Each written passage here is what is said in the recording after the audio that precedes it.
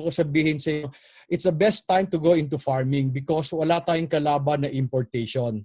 However, even as you are excited to go into farming, ang problema ko sa farming has bankrupt many people. And so I would like to help you understand it a little. So ang title ko, The Business Called Farming. Kasi one of the things na kailangan ko maintindihan ninyo, farming is really a business. Many people, ang tingin lang na sa farming is growing crops. And I really believe that's one of the reasons why we fail, because we just feel it's growing crops. So let me just give you a little background again of myself para dun sa hindi nakaintindi sa background ko. In 1998, I moved my family to Bukidnon, and ang una naming farm ito. Now, if people come to Bukidnon, sabihin lang parati, ang ganda ng Bukidnon, all green. And I always tell people, pag yan ang itsura na maganda, I'll tell you ang pangit ng Bukidnon kasi puro kugon.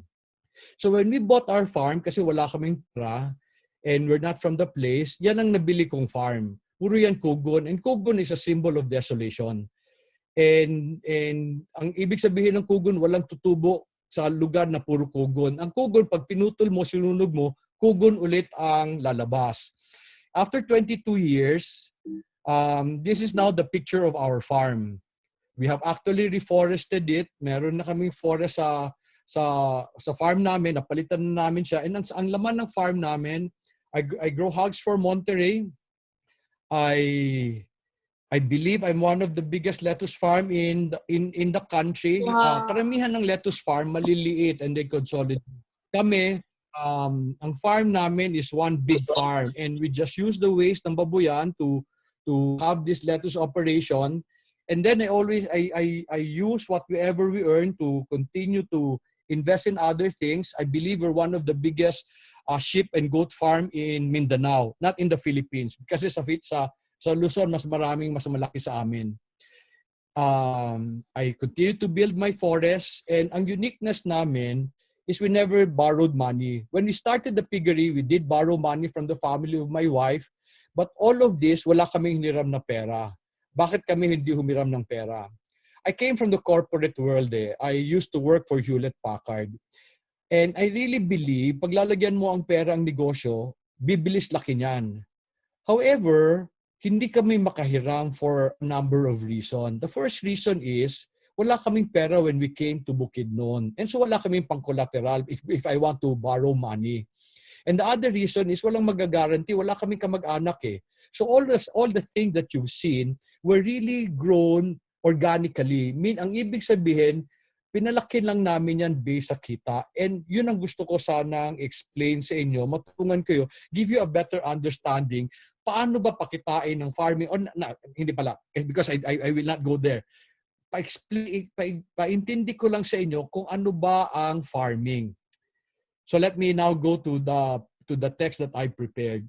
May tanong ako sa I really believe that the purpose you choose to pursue in life will determine how you live and how you do your business. Ito ang bagay na nagpahirap sa akin noon, and yet ito rin ang nagpaginhawa sa buhay ko. Nung mali yung purpose na pinili ko, nagkalugi-lugi kami. Pero nagbago yung purpose ko, nag-improve yung farm. Let me explain ha. So I'd like to ask some of you, bakit nyo ba gusto mag-farm? When you go into farming, ano ang hinuhope nyo mangyari sa farming? Since most of you are muted, let me just share with you kung ano yung mga sinasabi ng ibang tao. They want the farm to be a second profession. Anong second profession? You were an executive before, ayaw mo na maging executive, nakakapagod. So sabi mo, I'd like to go into farming para mas relax. Now, yun ang pinaka-delikado na mindset, because farming is one of the most difficult business that I have seen. Hindi siya para pang-relax na tao. At least pag nagsisimula ka. Pang-relax siya pag na-establish mo na mabuti. Meaning, you saw the transition namin. Galing sa kugunan, papunta sa forest. Now, my life is a little relaxed. When we started, it was not relaxed. And ang farming, pag pinasok mo na sa second profession, malakas ububos ng pera yan. And so concerned ako sa maraming tao, naka-retire, OFW, na bumalik dito, and then they believe because they have a lot of money, pasok sila sa farming, naubos yung pera nila. And to start farming with a lot of money is very, very dangerous. Some naman would say, to go into farming. Ganyan, nag-retire para mag-relax. And then mamaya, ang nangyari sa farming niya, hindi kumita. So sabihin nila, no, hobby ko lang yan. And I always tell them, ang mahal naman ang hobby mo. Because farming, ang lakas mag-drain ng resources. But then most people know, why do you want to do business? Most of you would like to go to the farm to earn. The reason why you want to earn is so that you can spend. So what I'd like to do now is to help set proper expectation. Ano ba talaga ang farming? Meron akong tanong sa inyo. If you were to choose what to grow, okay? Kangkong or lettuce, ano ang pipiliin nyo? Anong tingin nyo? If you are to choose kangkong or lettuce, you know, most of you will choose lettuce. Kasi ang kangkong, 60 pesos lang yan. 60 pesos per kilo yan. At saka there's no glory in kangkong. Ang lettuce naman, on the other hand, at least sa Bukidnon sa amin, 180 per kilo. Sa Manila, that goes to 300. So you'd say, I'd like to go to lettuce. Mas social pa yan. Mas maganda ang presyo. I'd like to go back to this idea mamaya. You in fact close to this. Mas maganda ba ang kangkong o lettuce? When people go into farming, ito parati lang tanong. Ano bang magandang itanim? You know, I hope you will forgive me if I say, whenever people ask me this, I get very, very irritated.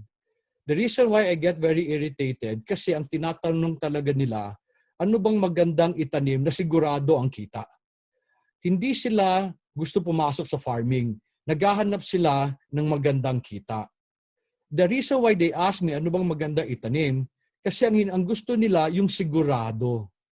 For you to appreciate that question, let me share with you a story of a boy who came to me many years ago. I think he came to me mga 2004. The boy just graduated sa MBA. Mayaman yung bata. And when he came, he was with my friend, nakaklase niya sa MBA. Yung kaibigan ko naman was a general manager of a pharmaceutical company. And when the boy came, sabi ko sa kanila, oh, why are you here? Why are you in Bukidnon? Sabi niya, we'd like to see your operation. During the time, I was growing iceberg lettuce for McDonald's. And they heard that I'm the biggest lettuce supplier of McDonald's, so I'd like to check your operation. So sabi ko, bakit? Ano ba ang balak niyong itanim? Sabi niya sa akin, iceberg ho. Iceberg lettuce. Sabi ko, saan ka magtatanim? Sa Tagaytay ho. So immediately sabi ko, do you know that iceberg lettuce will not grow in Tagaytay? Tapos sabi niya, listen to this, sabi niya, o nga ho, yun ang narinig namin sa expert. And we'd like to prove them wrong. And you know, I was really taken aback. Sabi niya, they'd like to prove the expert wrong. So ginawa ko, I brought them to the farm. I explained to them yung ugali ng iceberg lettuce. Ang sabi ko sa kanila, iceberg lettuce need temperature swing in order to ball. Anong temperature swing? 24 degrees, lunchtime, 12 to 14 degrees, during dawn. So it needs that swing. All these crops na mga high value crops, lettuce, broccoli, cauliflower, these high value crops, they want cold places. Dapat hindi lang cold places because Tagaytay is cold. Gusto nila nagsiswing yung temperature. So I explained to them, I was showing them, you need this place, and I was telling them bakit kami nakakabol maski we are only half the height of Benguet. And then when we finally came home, we had lunch. Sabi ko sa kanya, kasi nag-greenhouse naka-hydroponics. Sabi ko sa kanya, you know, sayang naman yung greenhouse mo. Can you change your crop? I suggest tomato or bell pepper. Kasi tomato and bell pepper can tolerate hotter places. The boy just stayed quiet. And my friend, when he stayed over, sabi niya sa akin, Dong, he cannot change anymore. Kasi nag-invest na siya ng 10 million pesos in a 1 hectare farm. And I was really shocked. During that time, I had 19 hectares planted with iceberg. And wala pang 5 million investment namin.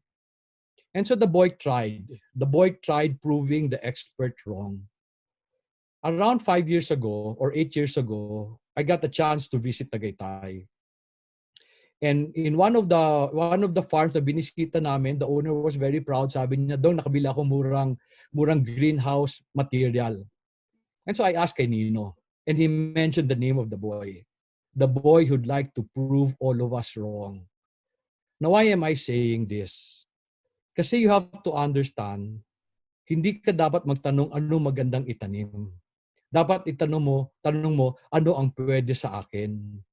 There was also one time naman, kaibigan ko si Secretary Alcala, the DA Secretary of Pinoy. Kaibigan ko na siya, he became a secretary. He came here. And then, tanong niya sa akin, "Dong, ano tinatanim mo?" Sabi ko, "Iceberg lettuce." Tapos sabi niya sa akin, "Pwede bang turuan lahat ng Pilipino magtanim ng iceberg lettuce? Kasi mukhang maganda kita niyan." Sabi ko, "Hindi ko pwede. Kasi hindi tumutubo yan sa mainit na lugar." So even if I tell you ano magandang itanim, kung hindi bagay sa lugar mo yan, you have to understand, naghahanap yan ng bagay na lugar. So, ito ang parating tinatanong. All of you are asking this, ano magandang patubuin, ano magandang itanim, kasi naghahanap kayo ng sigurado na. Let me now explain to you my principle on how to decide a business. If you have heard me at any point in your life, I use Genesis 1:28 to explain business. This is the verse that changed my life. Why did it change my life? Because it gave me a new purpose.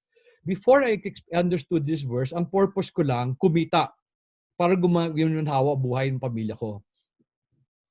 I've been reading the Bible as a business book.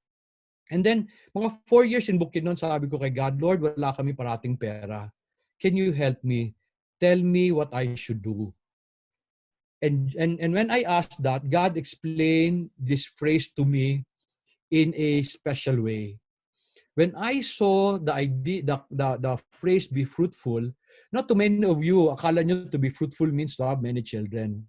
Ako, when I saw that, I'm an engineer eh. As an engineer, hindi ako natutuwa kung sasabihin mo sa akin paano magtanim. Gusto ko maintindihan ano nangyayari sa tanim pag may ginawa ako. So I studied the plant in all its detail. When I saw the idea of be fruitful, yun ang nakita ko, hindi bata. Instead, ang nakita ko tanim of how it grew from a seed and then it became a fruitful tree. And I realized when God said be fruitful, He was giving us a model of how we should do things. When I say do things, how to do business, how to farm, to be fruitful is a universal concept. And to be fruitful means to have more than enough para maski mamigay ka, okay lang. Would you like to have a life like that? Alam mo, mamimigay ka, hindi ka natatakot kasi may sobra pa marami. Ganun ang gusto na buhay ni God sa atin. Now, meron akong tanong sa inyo. Ang mga farmers ba natin ganun? Ang mga farmers ba natin excited mamigay kasi marami pa sa loob? Ang totoo, hindi. Ang farmers natin, they're the one excited na naglilimusan sila kasi parating kulang. So there's something wrong in the way we've been farming. In fact, there's something wrong in the way we have been doing business. But let me explain to you what I discovered sa idea of be fruitful. The plant starts life from a very, very simple seed. I don't know if you've seen a seed. May say, lagay na natin. This is the seed of a bean. And in the seed are two simple things. The embryo, which is the living plant, and then the endosperm, which is the food of the plant. And do you know that is enough for this plant to start its life? Ganyan kaliit nagsimula. And most of you, gusto nyo, pag nag-farming kayo, gusto nyo malakihan kaagad. If we follow the ways of the Lord, ang ibibigay niya sa atin, seed.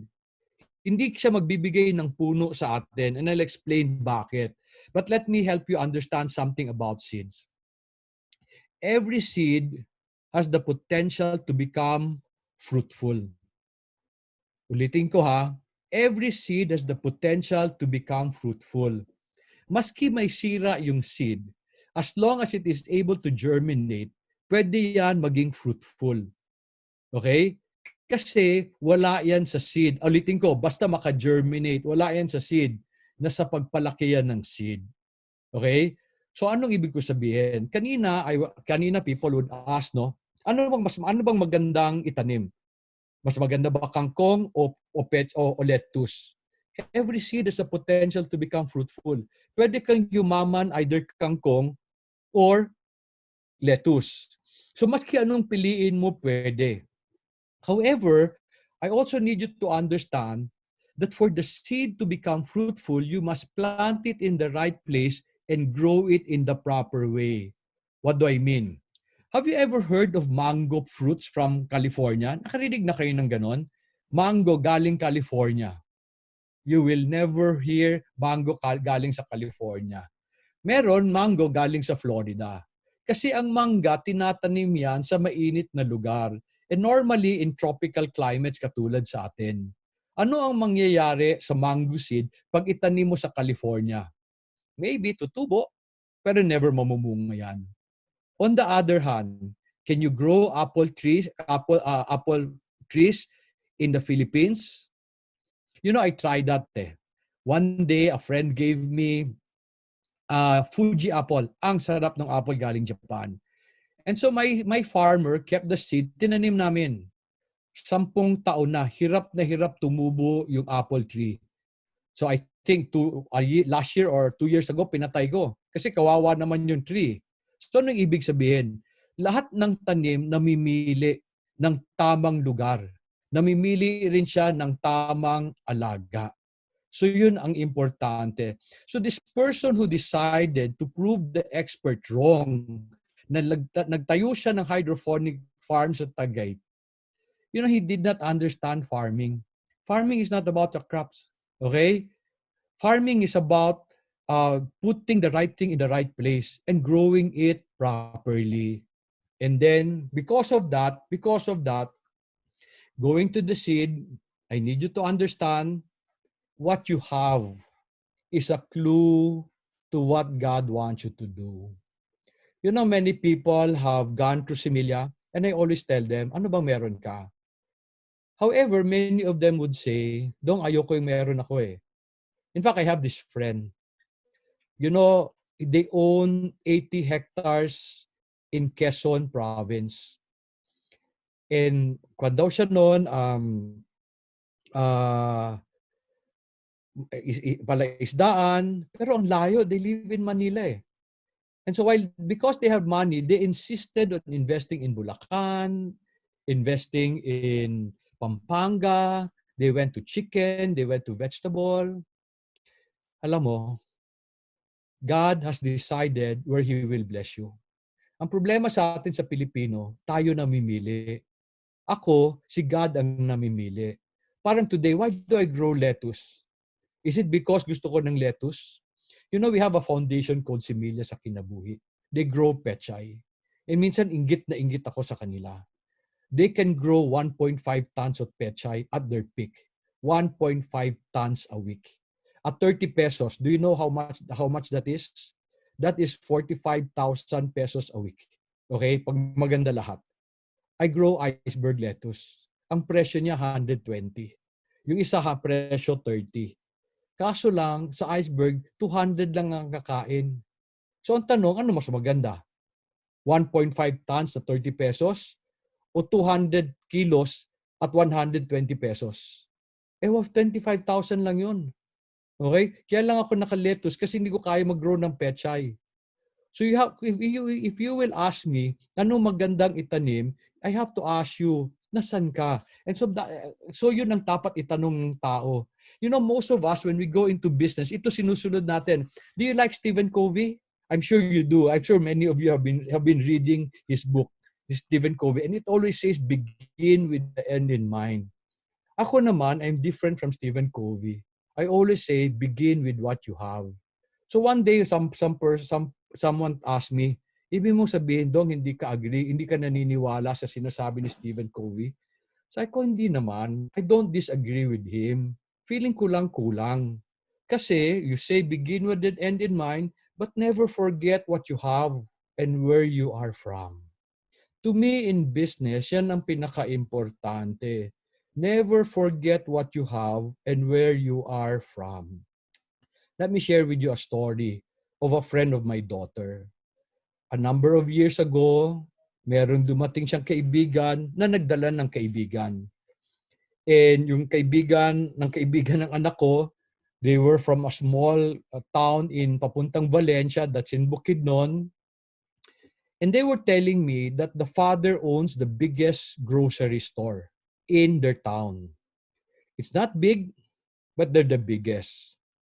So I asked them, who will take over the business of your father? Sabi na sa akin, wala ho. Sabi ko, ba't wala naman? Sabi lang, gulo ng negosyo ng tatay ko eh. Daming nakawan, hirap kausapin ng mga tao, tapos hindi siya, madumi siya, hindi siya, alam mo, hindi siya sosyal o hindi siya presentable. So sabi ko sa kanila, so what are you doing now? Sabi, we all have our own businesses in the same town.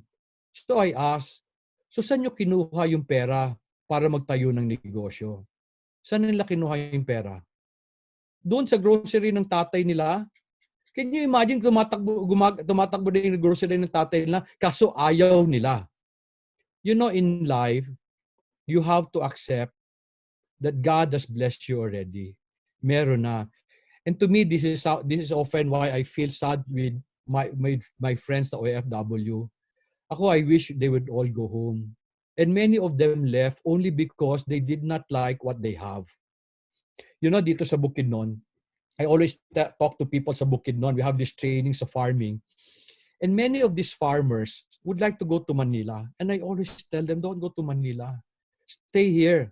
Sabi ko, ba't ba nyo gusto sa Manila? Because they feel baka may tsamba. Maybe their fortune is waiting for them doon. So I asked them, sa Manila, ano tawag sa'yo? Ang taga-probinsya na farmer, pumunta ng Manila, anong tawag sa kanila? Alila, laborer. Saan sila nakatira? Sa squatter. Sa Bukidnon, anong tawag sa kanila? Landowner. Sabihin nila, pero mahirap trabaho, mainit eh. Sabi ko, pero trabaho mo 8 to 10 hours. Ang isang alila, gaano katagal magtrabaho? 24/7. So one of the things I really need you to understand, do not begin with the end in mind. It would be nice to imagine what will happen when you take care of your farm. But I will always begin with what I have already. The only problem is you must want what you have. Will you remember that? We need to want what we have in order to have a better life. Tanggapin mo na ito ang para sa'yo. You know, many years ago, I brought a very close friend to our farm.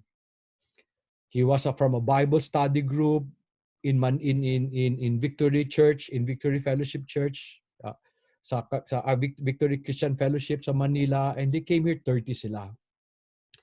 And when I was bringing them to the farm, we were going through rough road.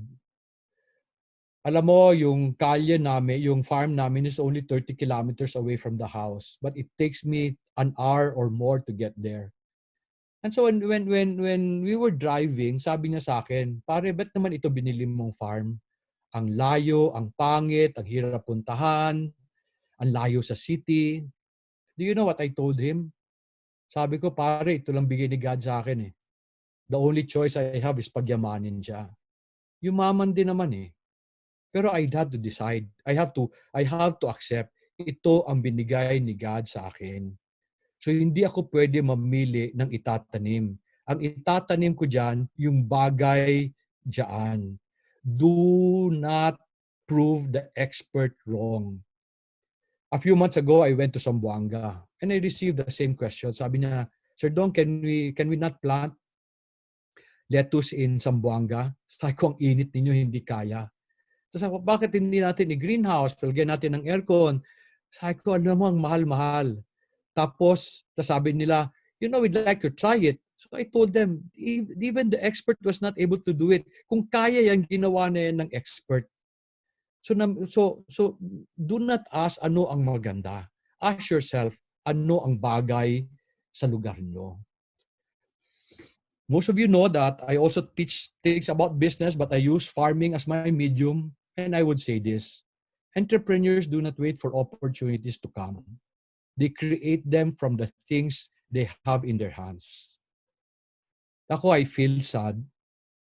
Many of my OFW friends will always ask, saan ba maganda mag-invest ng negosyo? Marami nagtatanong sa mga millennial, saan ba pwede ko lagay pera ko nakikita? Alam mo, there's no such thing eh. So today, no, mahilig pa ang mga tao, crowd financing. And then nakita ko one time, sabi nila, the only thing the farmer need are finances. Alam mo, hindi totoo yun. Ang dami ng tulong ng gobyerno. Okay? The reason why farmers fail is because hindi sila entrepreneur. If you want to succeed as a farmer, you must act like an entrepreneur. And so explainan ko kayo ngayon. So dapat ang tanong, anong meron ako? And nasaan ako? So ulitin ko, do not ask ano bang magandang itanim. Ang tanong mo, ano bang meron ako and nasaan ako? Like for example, I wish I could grow palm trees because they're a good source of oil. However, I will never plant palm trees. Bakit? Ang layo ko sa refinery. I would spend a lot to bring it to the refinery. So I did not do that. Okay? In the past, I used to sell lettuce for McDonald's. Today I've stopped. I don't sell to Manila. Because in the past, when they were buying from us, there were reefer vans na nakaset up. The ships were ready for that. When they stopped buying lettuce from Bukidnon, nawala yun. Nawala yung shipping, nawala yung reefer van. So it would be very expensive for me to grow iceberg lettuce and ship to Manila. I have a lot of friends who'd ask, can you ship? Sabi ko, no, I don't like. And they would insist. Sabihin ko sa kanila, subukan natin. Ilalagay ko sa karton yan, papadala ko sa eroplano yan, and tingnan mo kung ano mangyayari. Pagdating sa Manila, bugbog yung lettuce. So ang laki ng losses.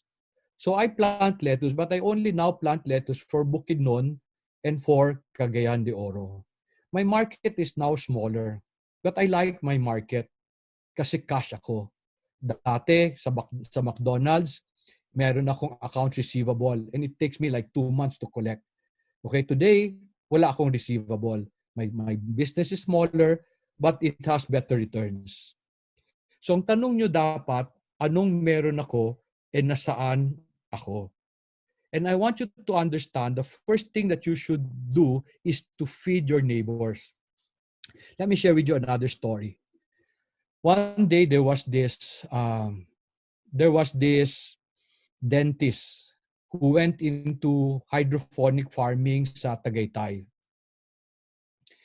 And then sabi niya he was doing well initially. Sabi ko, saan ka nagbibenta? Sabi niya sa Italianis, sa Fridays. And then as we chatted longer, he started to share yung frustration niya. Sabi niya sa akin, nakakabwisit lang tong Italianis, Fridays, kasi they can always remove you anytime. Tapos sabi ko sa kanya, kasi ang dami niyo nagbibenta sa kanila eh. So therefore, they are the boss. They can remove you anytime. Alam mo, sabi ko sa kanya, ba't hindi mo nagbenta lettuce mo sa subdivision ninyo? Kasi kakain din naman ng lettuce yun. Okay? And he did that and had better returns.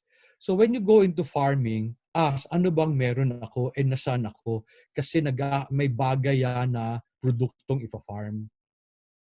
And when you now decide kung ano ang itatanim mo, kung ano sisimulan mo, I need you to understand, if God wants you to be fruitful, merong dinadaan ng proseso ang tanim. First, it will establish its roots. Then, it will establish its shoots. And then, in the proper time, namumunga siya. So, ito rin ang problema ng maraming farmer. naghahanap siya ng namumunga na. Kaya karamihan ng tao, ang tanong nila, saan ba maganda i-invest yung pera ko? Yung bang babalik na kagad sa akin? And they don't want to go through the process of establishing your roots, taking care of your shoots, para mamunga. Gusto natin parate shortcut. I need you to understand, when God gives you a business, He gives you a seed. So magsisimula tayo dun sa simula. Walang negosyo na namumunga na. And the reason why frustrating ang farming is because ang tagal niyang mamunga. Pero the reason why rewarding ang farming, pag namunga yan, hindi marunong huminto yan. Pero you have to take time. You have to wait for the time. Let me explain this principle to you. Sabi dito, a good tree cannot produce bad fruit. A bad tree produce good fruit. I'm sure all of you wants to have good fruits. Tama ba yon? So ang tanong ko, if you want to have a lot of good fruits, what should you have? Many of you will say, a good tree. How do you have a good tree? Many of you will say, let us look for a good tree to plant. Problema na ako doon. Bakit? Because if it's a good tree, ang tanong ko, ibibenta ba yan ng may-ari? Ang sagot, hindi. Kasi maski bayaran mo yan, sasabihin sa'yo ng may-ari, matagal maggumawa ng good tree. So you don't look for a good tree to plant. You grow your own tree. So therefore, in farming, you have to understand that you have to grow your farm. You cannot look for a farm na sabi mo, o sige, bibilin ko na yan. One day, may nagtanong sa akin, no? Nag-chat. Sabi niya, Dong, I'm looking for a farm. Can you look for a farm that's already productive? So sabi ko siya, pare, kung productive na, ba't naman ibibenta sa'yo? So ang binibenta lang, masagwang farm.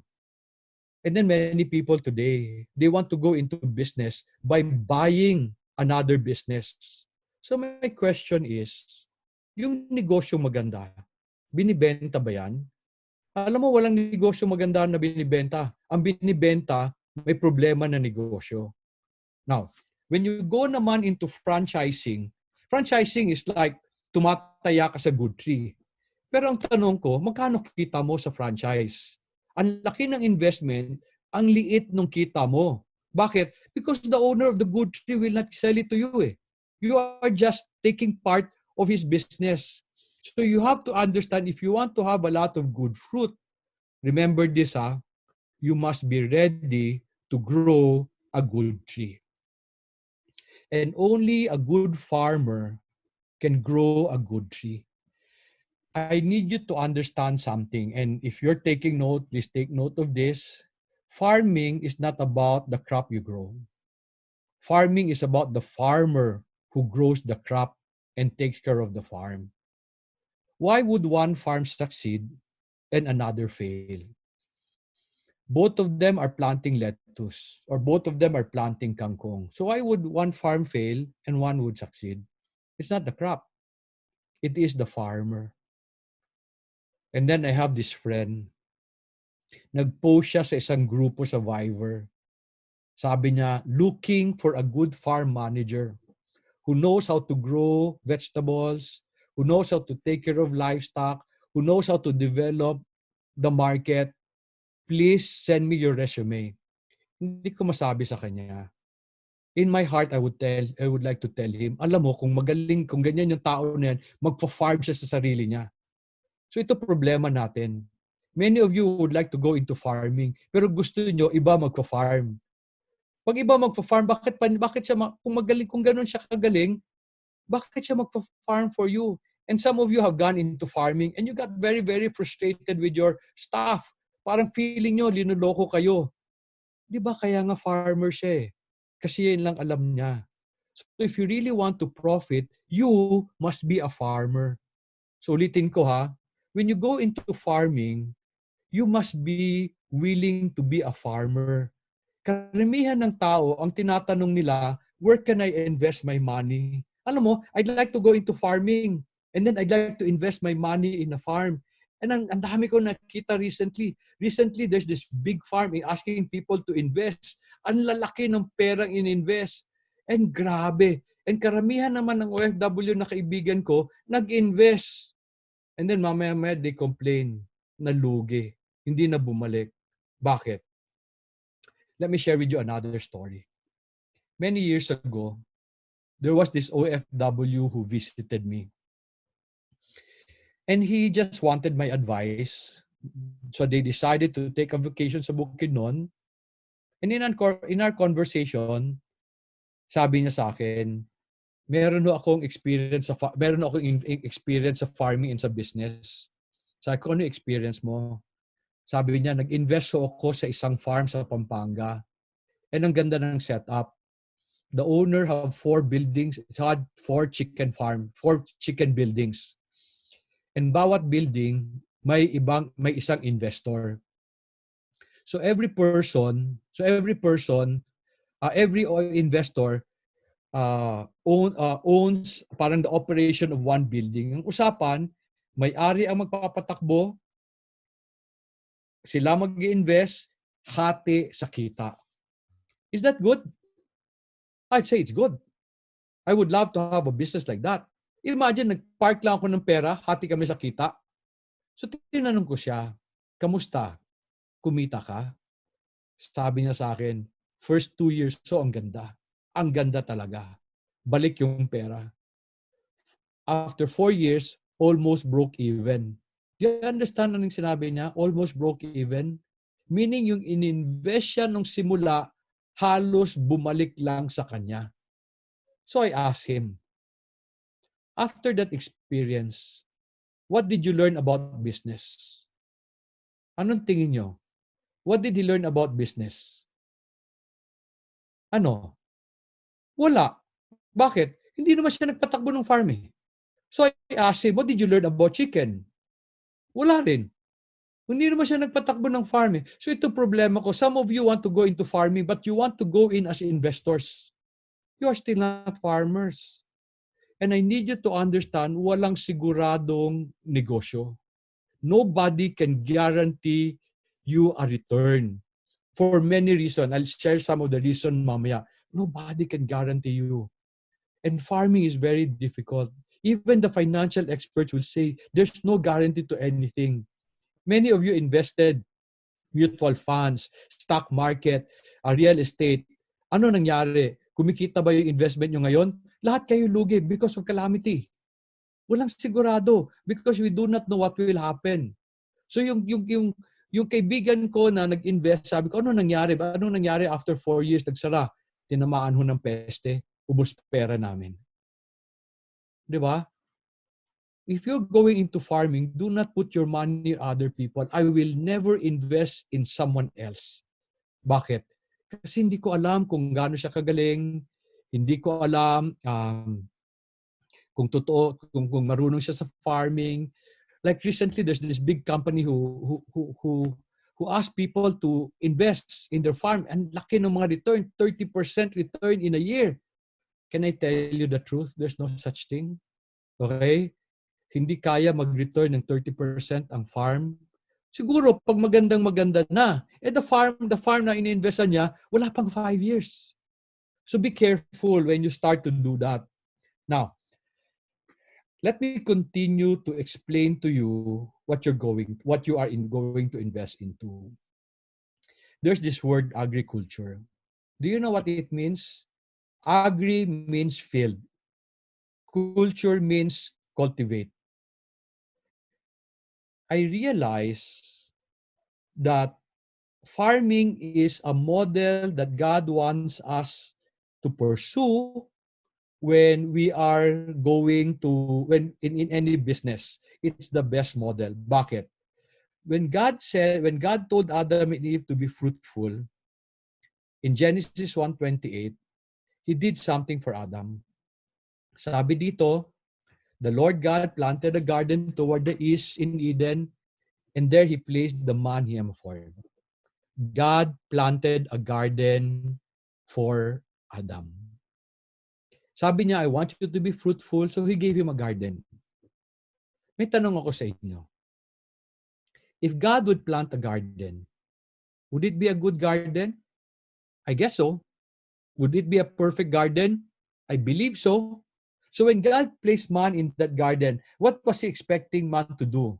Sabi niya sa 2:15, then the Lord God took man and put him into the Garden of Eden to cultivate and keep it. You know, the first time I saw this, I was shocked. Parang hindi, ang shock ko, hindi, parang naguluhan ako. If God planted the garden and it is perfect, why did he ask man to cultivate and keep it? Why do you have to cultivate a perfect garden? The answer is found in another question. What will happen to a perfect garden if you do not cultivate and keep it, if you just continue to take from it? What will happen? The garden becomes like this. This was the picture of our of the farm when we arrived. It was barren. It used to be a forest. Kaso lang the owner continued to take from it, hindi niya inalagaan. So it became barren. But what will happen to a barren garden if you cultivate it? The garden becomes like that. Some of you went to Manila, went abroad, did not take care of your farms because your farms were barren. Meaning, pinabayaan ng ninuno nyo, hindi nila inlagaan, wala nang lamang puno, so naging barren. They did not understand what agriculture means. Kala kasi natin agriculture is just growing crops and animals. No, no, no. Agriculture is taking care of your garden.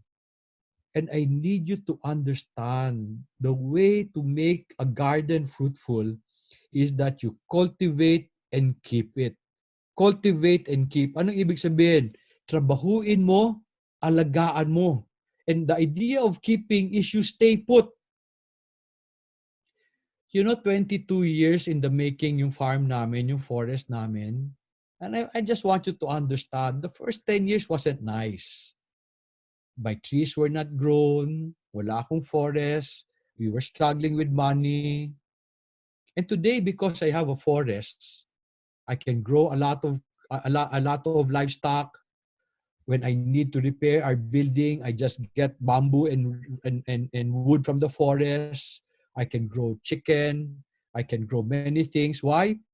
Because the forest continued to give us food. Pero I had to cultivate and keep it. So yung lupa na feeling mo walang silbi, may silbi yan. If you are just willing to cultivate and keep it. I often ask people, ano ang kulang ng lupa para kumita? What will people say? Sabihin niyo puhunan. Some of you will say, tanim. Other people would say fertilizer.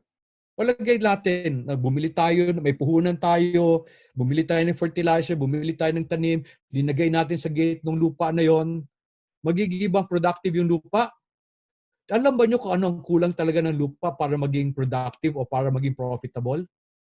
Simple lang. Taong mag-aalaga. When I say taong mag-aalaga, hindi yung taong magbabantay. Taong magtatrabaho, which means the owner. To cultivate means to improve through labor. Sabi ko sa inyo, every seed has a potential to become fruitful. So lahat ng lupa may potential. Every crop that you choose may potential. However, in order to make it profit, you need to improve that seed through labor. So para sa akin, agriculture means cultivated garden. It has been in the beginning and it is today. The way to profit, to have more than enough, is to cultivate and keep what you have. How did we grow our farm? Maski wala kaming pera. I would cultivate, I would protect, I will return the money, I will cultivate, I will protect, I will return the money.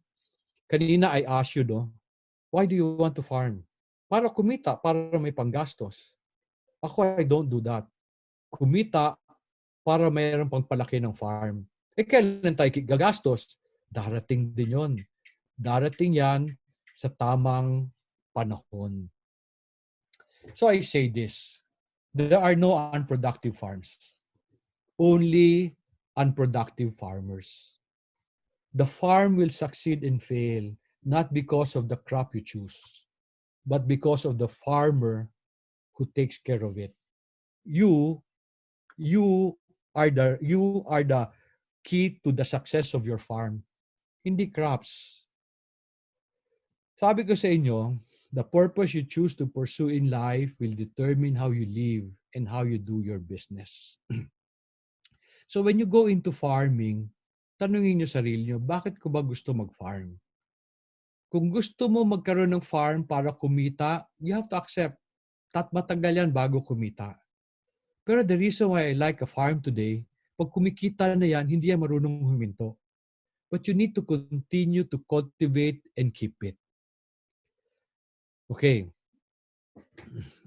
Let me just I will end here because this just things I want you to consider when you're going to farming. You know, ang gagawin namin sa Similia, we will have follow-up training webinars if you will support us. Sabi ng slide na to, the purpose you choose to pursue in life will determine how you live and how you do your business. So when you want to go into farming, there are two things you need to learn or train on. One, you have to learn how to do business, and then you have to learn how to farm. So we will be organizing a series of webinars. It's a nice opportunity today because I get the chance to reach out to more people maski iba-ibang lugar. So we will be doing this on June 11. We will do a training called How to Start a Business of Your Own.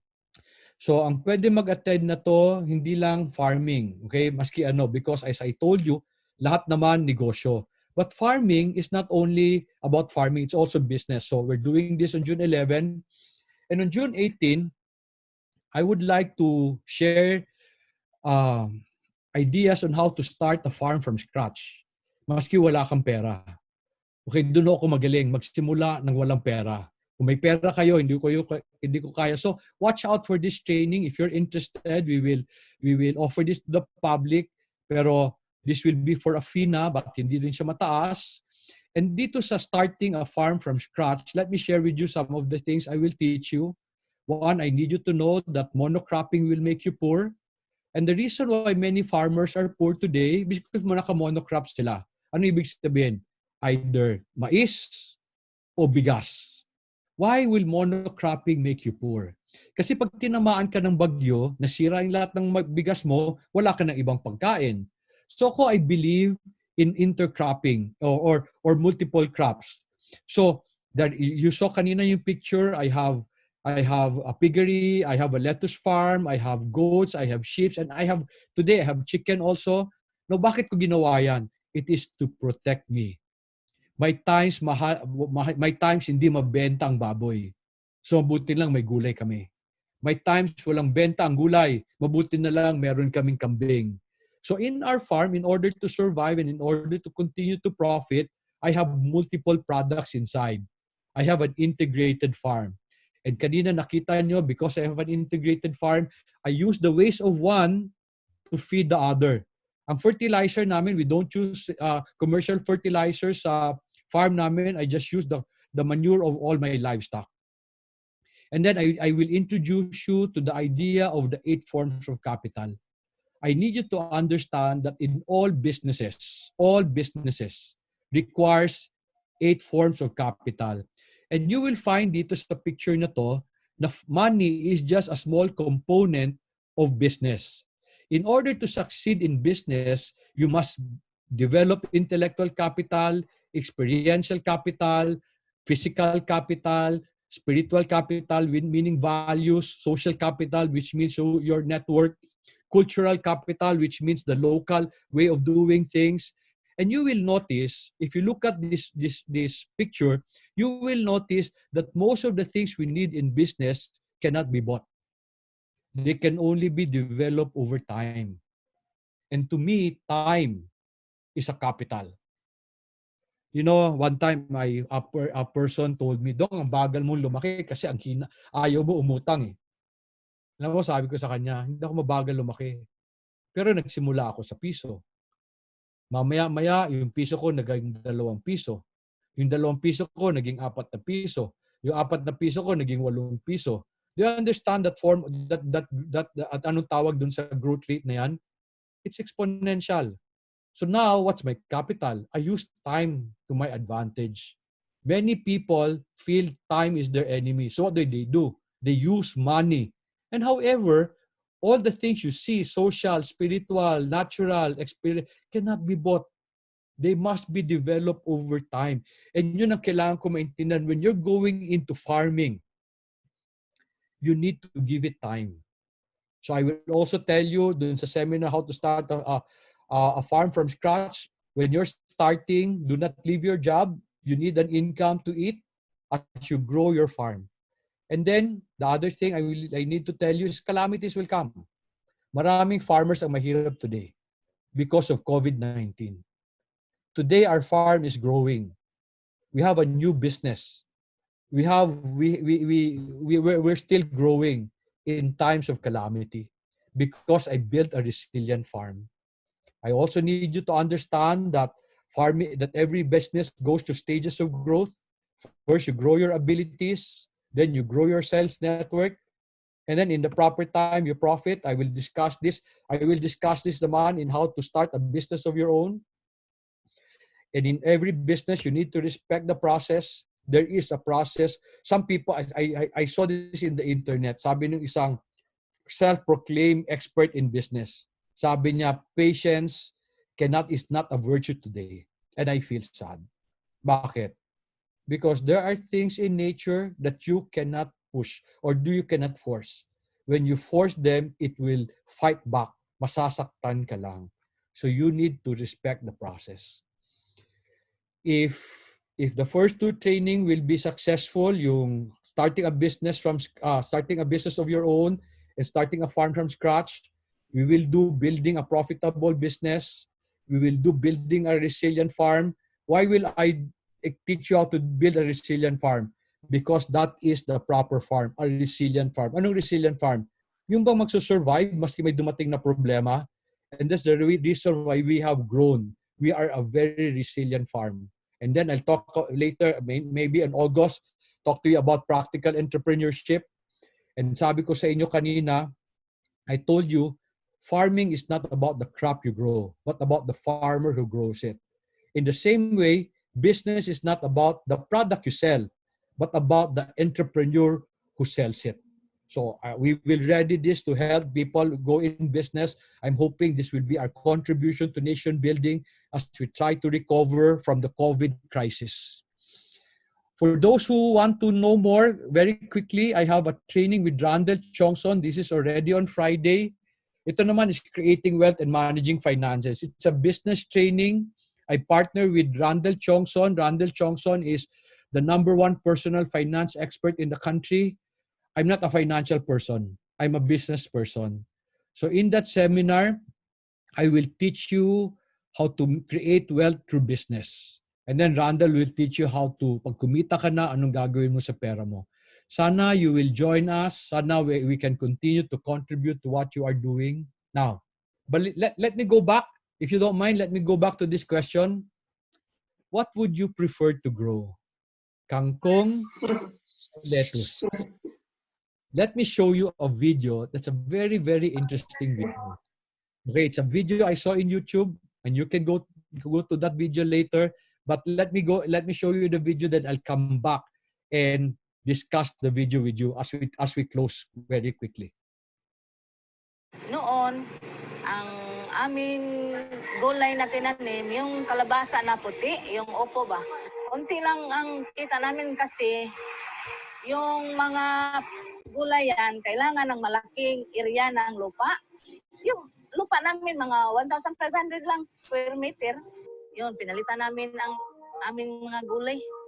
focus kami sa Chinese kangkong. Kasi ang Chinese kangkong hindi kailangang malaking lupa. Pagkatapos ng harvest, pwede na taniman ulit ang lupa. Basta malinis na sa damo. Ang palagi naming ma-harvest tuwing araw, pag maganda lang ang panahon, every day, 60 kilos per day. Kumita kami na 1,800 dahil sa tanim namin na Chinese kangkong, 5 anak.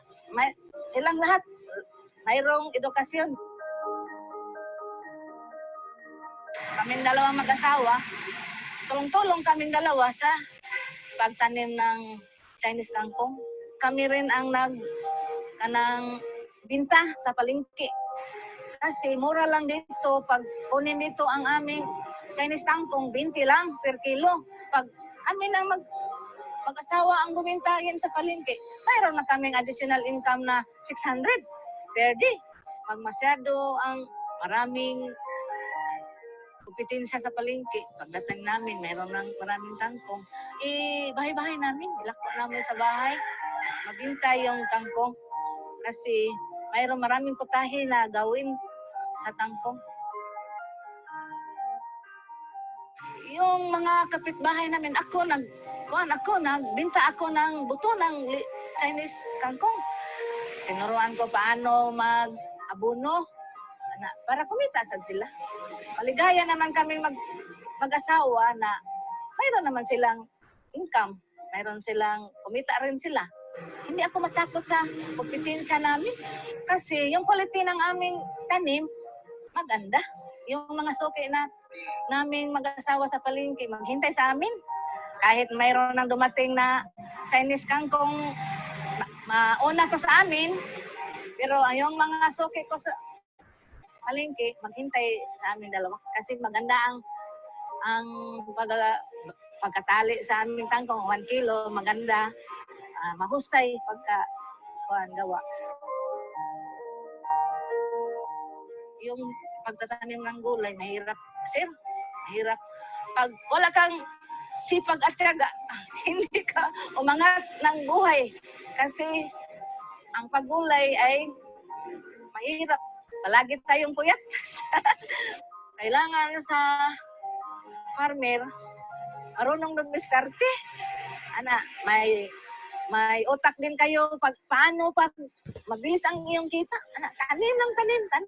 Kanang kahit masira sa bagyo, tanim ulit. Hindi kayo ma-discourage. tanim lang ng tanim.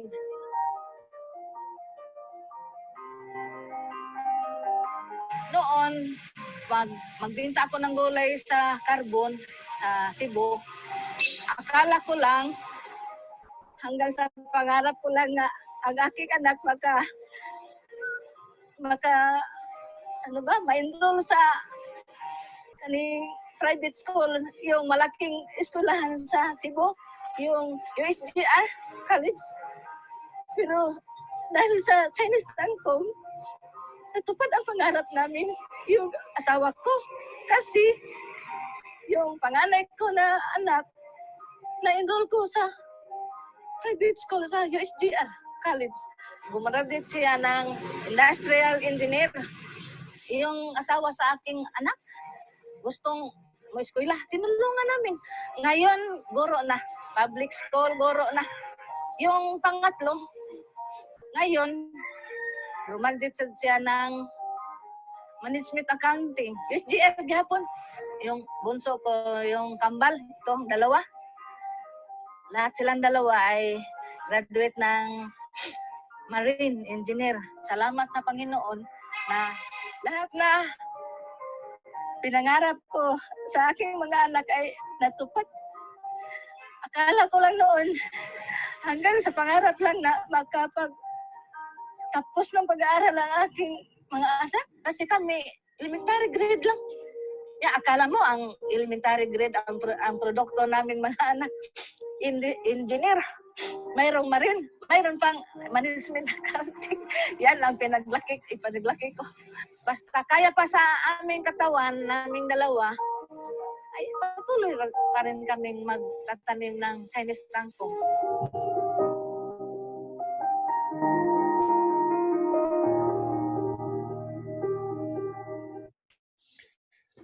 So, ang tanong ko sa inyo, anong magandang itanim? Kangkong or lettuce? And still some of you would say, lettuce. Can I give you the number of this lady? Can I give you her income? She only owns 1,500 square meter. And some of you own 2 hectares, 3 hectares, 5 hectares. The lady earns 1,800 a day. In 30 days, that is 54,000 pesos. Wala pang tax yan. Okay? Walang tax because linalako niya. She's not a proper business. Tawag diyan, 'di ba? Underground economy. But okay lang yan sa gobyerno. Now, she's earning 54,000 pesos. Kayo, how much are you earning as teachers? Now, ang tanong ko, marami rin naman nagtatanim ng kangkong, di ba? Bakit siya kaya niya mag-earn ng 54,000? Because wala sa kangkong yun eh. Nasa nagkakangkong yun. And sabi niya kanina, pag walang bibili, ilalako niya yun bahay-bahay. That just means she's an entrepreneur. She's not just a farmer, she is an entrepreneur. And that's the reason I'm telling you, farming is a business. If you want to really profit from farming, you must decide it is a business. Are you willing to do it as your business? Some of you may open a restaurant. It's the same thing. Siya sabi niya, mapupuyat ka. When you have a restaurant, mapupuyat ka rin naman, di ba? Gigising ka maaga para bumili ng murang mga ingredients. Matutulog ka ng late. It's the same thing. Walang negosyong madali. Kung gusto mo madaling negosyo, hindi rin nagtatagal yun. So, I just use this lady as an example because I'd like to show you the potential of farming. Now, some of you would say, bakit siya hindi integrated? I don't know. I wish meron siyang baboy. Bakit? Para pag hindi niya nabenta yung kangkong niya, makakain ng baboy. Pero she has a very small farm. But she's a very enterprising lady. And that one, I need you to understand. I am about to close so that I can answer your questions kung meron kayong tanong. Noon, Sorry ha. Okay. I am in this. I have a Facebook page. I have a YouTube channel today where I share all my business principles. I know some of you have been watching. Sana you would continue to share with your friends yung channel na yon because ang goal namin is to help people do business properly. Katulad ng sabi ni Lloyd, my dream is to see a fruitful country. And this is just my contribution. I'll never be in politics, pero this is the way I contribute. Okay? I'm in LinkedIn. I'm also in Facebook. Okay? And then some people have been asking me before, do I do consulting? And I say no. Ang rason, I did not have time before. Pero today, baka pwede na kasi wala na ako magawa. Wala na masyadong trabaho. Nobody can travel. So if you want me to consult with you, you just send me a message, a private message, and then we can talk about those things. If you're interested with the books I wrote, you can buy them in Shopee. You can also buy them in Lazada ata. However, you can also buy them from Similia. Contact Ryan Cagadas. Ang siguro ang advantage lang namin, I can sign the book, I can give you a dedication, and then I suggest you buy the set so para nagiging mura ang shipping. Ang shipping ata namin papunta sa Manila is around 200 o 215 pesos. So pag isang set siya nagmumura, so that's something you may want to do. I also have a Viber group called Keeper of His Garden. Where also it's a community where people share the principles about marrying the Bible into business. If you would like to join that, you can send me a private note. Okay?